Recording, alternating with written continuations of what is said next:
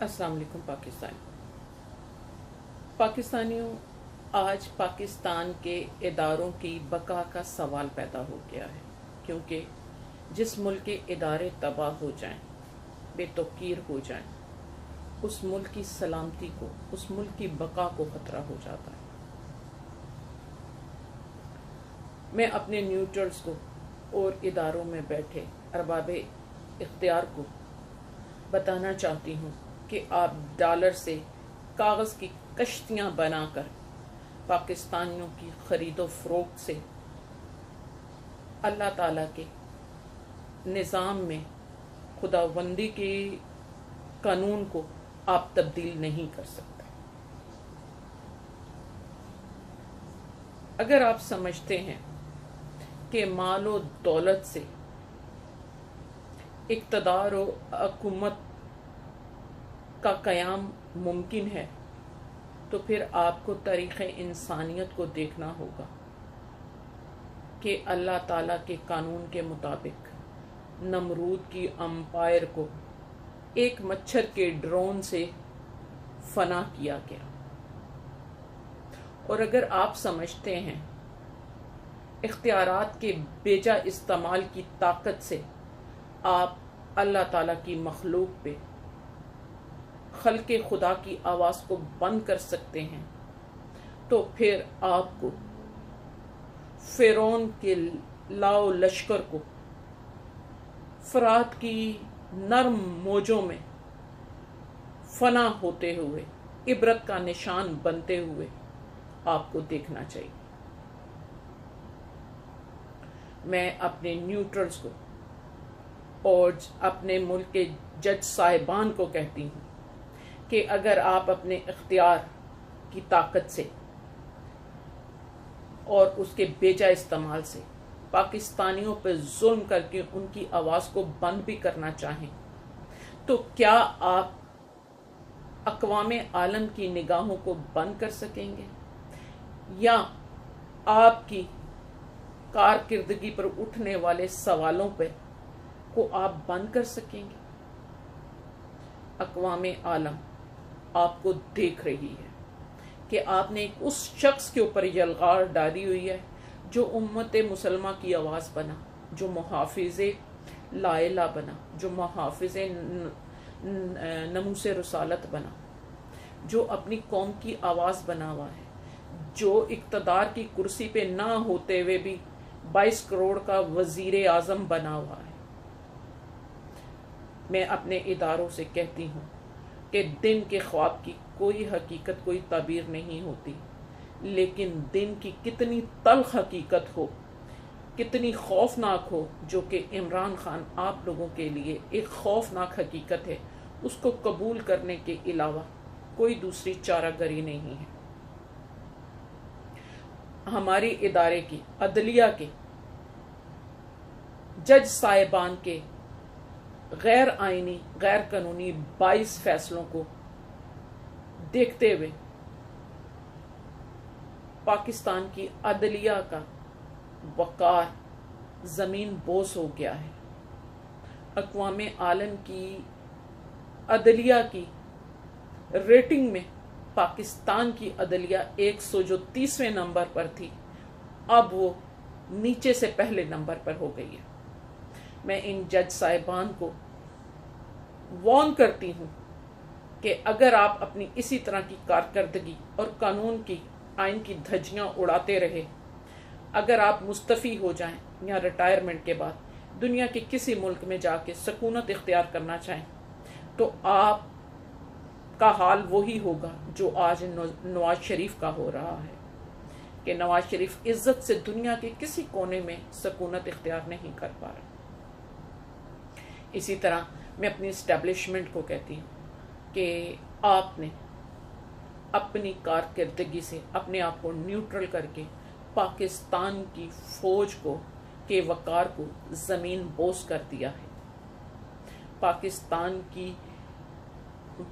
کی فوج کو بے توقیر کر دیا ہے کہ آنے والے دنوں میں اقوام عالم کی افواج میں پاکستان کی فوج کی حیثیت ایک بغاوت کی درجہ بندی سے پہچانی جائے گی۔ آنے والے دنوں میں اقوام عالم کی اسلحہ ہتھیار فروش فوجوں میں پاکستان کو اختیار فروش فوج کے نام سے جانا جائے گا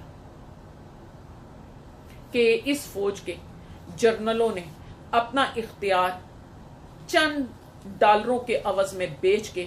خود کو نیوٹرل کر لیا تھا اور ملک کی تباہی پہ، ملک کے دیوالیے ہونے پہ آنکھوں کو بند کر لیا تھا۔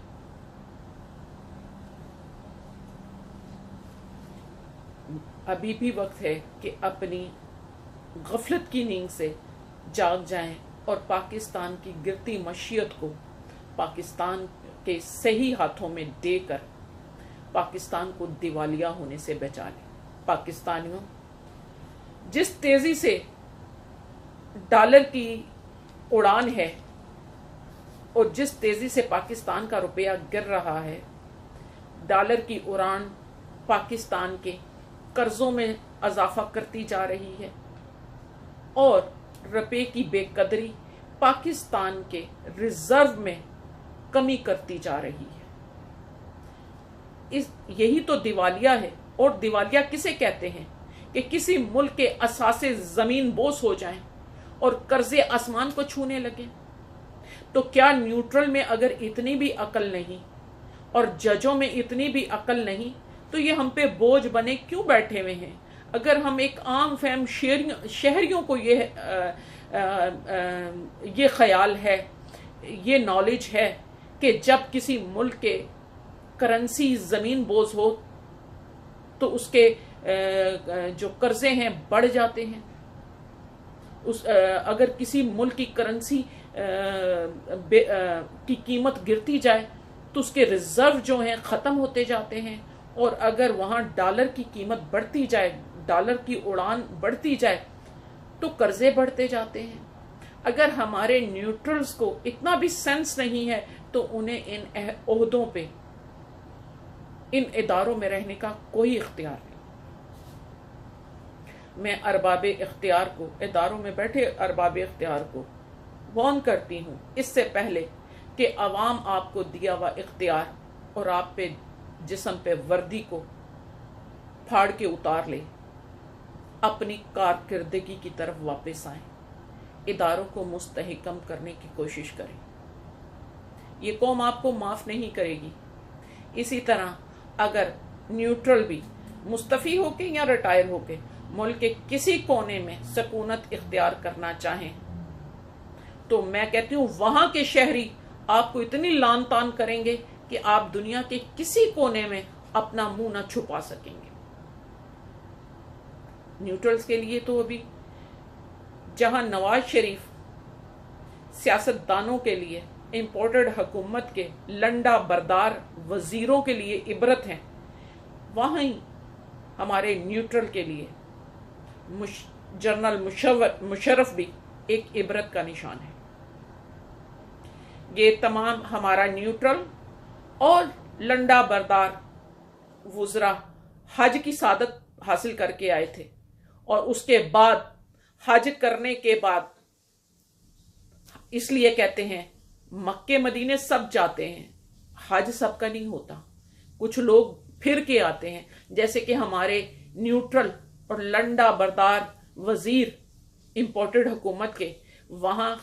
عمران خان صاحب کے خوف سے میٹنگ کرنے گئے تھے، حج کرنے نہیں گئے تھے، مل کر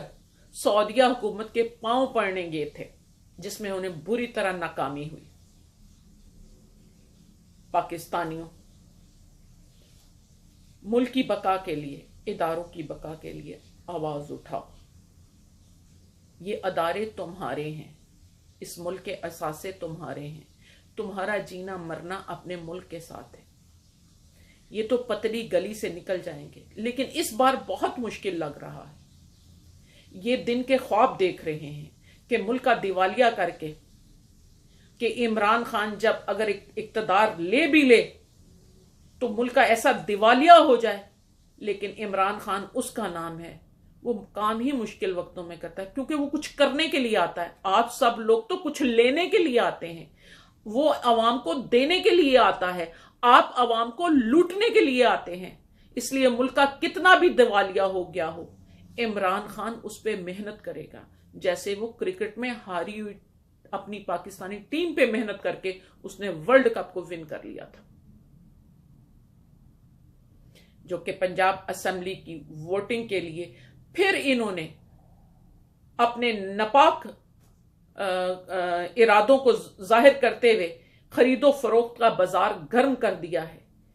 یہ اداروں میں بیٹھے ارباب اختیار، انہیں شرم نہیں آتی؟ یہ اپنی قوم کو جھوٹ بولنا سکھا رہے ہیں، کرپشن کرنا سکھا رہے ہیں، محب الوطنی کی بجائے غداری کرنا سکھا رہے ہیں۔ میں نیوٹرل سے اور باقی ارباب اختیار سے کہتی ہوں کہ آپ لوگوں کے خلاف غداری کے واضح ثبوت ہے۔